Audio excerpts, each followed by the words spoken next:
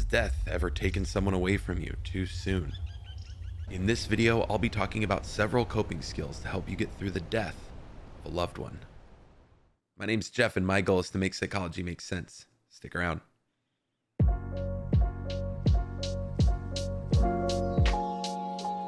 One of the most terrible things about life is when someone who gave us the best memories becomes a memory.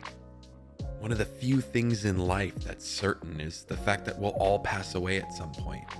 As grim and as terrifying as this may sound to some, there comes a time when we all have to process and accept this. Whether it be a mother, grandfather, uncle, or a close friend, too many people are taken from us in this life far too early. It can be absolutely crippling to our mental health. Whenever we lose someone we care about, it isn't just about that person losing their life. It's also about us losing access to that person. Their absence then leaves a crack in your life. The more important that person was to you, the bigger the crack. What you have to battle then is not just the death of a person you loved, but the size of the crack they left in your life.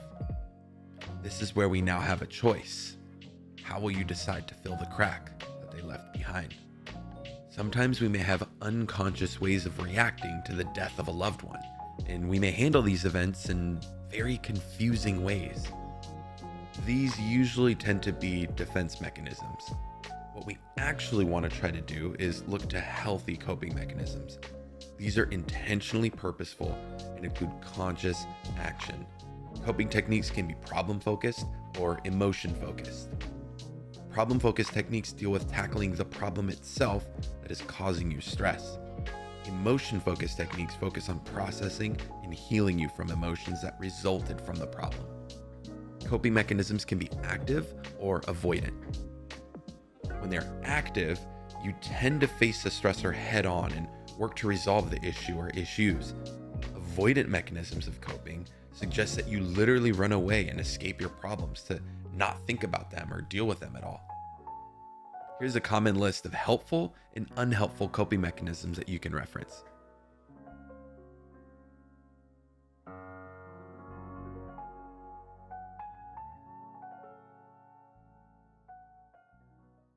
Once you take a look through that entire list and you have a general understanding of healthy and unhealthy ways to cope, it's super important that you understand this.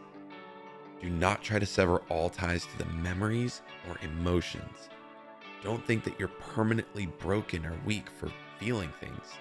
It's okay to not be okay. Cutting off the things you need to move forward is not healing, it's amputation. Just because a hand gets a deep cut or our arm gets a long scar, it doesn't mean we cut it off, right? We tend to it and heal the wound over time. Deep emotional pain doesn't just go away, unfortunately, and it doesn't get less painful.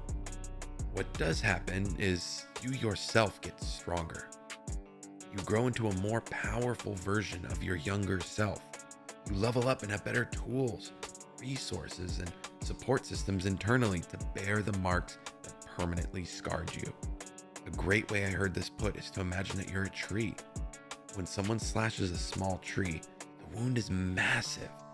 It covers a large percentage of the tree, but as you continue to grow, your trunk will widen. Your branches will grow tall and proud. You become this incredible force of nature that protects others around it. The same slash mark is still there, but now it's much smaller in comparison. It doesn't seem so big anymore because of what you've become. Navigating through this might bring on some anxiety. There's a sinking feeling in your gut that might come with this, and it's going to try to make you feel that something isn't right. You have a feeling that you need to take proper action, but you don't know how or if even what you're doing is making it better or not. It's this strange, empty feeling of a dark void, which causes you to hide and avoid. Let me know in the comments below your story of loss and how you've been able to navigate through everything so far. The pain you feel from losing a loved one too soon is never going to go away. It'll never become easy or be forgotten completely, but as I mentioned in the tree example, you simply become better equipped to bear the scar over time. You shouldn't be trying to forget this person, and you shouldn't be trying to just get over it and move on 100% right away. You need to be kind to yourself and know that every person processes this differently and experiences different waves of grief. You never truly know how bad it burns until it actually happens. Don't run from your emotions in the beginning. Don't bottle things up, and know that what you're feeling is very natural. The next thing you can do to grieve in healthy ways is to go to those who you love and trust and lean on them in these really dark times. You can go to a best friend, an aunt, a parental figure, or anyone who you feel safe around and just let it out. Lean on them. Share with them exactly how you feel and how you're processing through everything. It's okay to not have all the answers and be wondering why it all happened this way in the first place. Just as you would be there for your friends and loved ones through a death, they will be there for you as well. Don't be afraid to surround yourself with them. It's important to sit alone with what you feel at times to truly understand and process everything, but it's also extremely crucial to get together with others and have them help you carry the load. If you don't have anyone in your life that you can do this with, I highly recommend replacing that with either journaling or volunteer work. Giving back to others is one of the greatest remedies for pain and sorrow. Helping someone else through something painful and tragic could be just the boost you need from time to time. Journaling, on the other hand, will help you empty your mind and get all your thoughts on the table to help you further dissect and process through the emotions that pain you so much in this time. Another thing you can do to help cope with death in very healthy ways is to start taking care of yourself physically. Try your best to start eating healthier meals. Find foods that are packed with nutrients and healthy ingredients.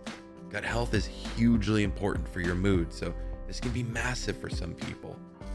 Also, try getting exercise where you can. Exercise teaches your brain that behaviors matter, and it helps release endorphins into your body that feel amazing.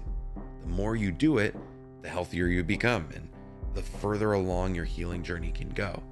As I mentioned, the pain will never truly go away, but you can certainly handle it in more constructive ways. Sunlight is also critical here. Try to spend at least 10 to 15 minutes in the sun every single day. Get outside and breathe fresh air.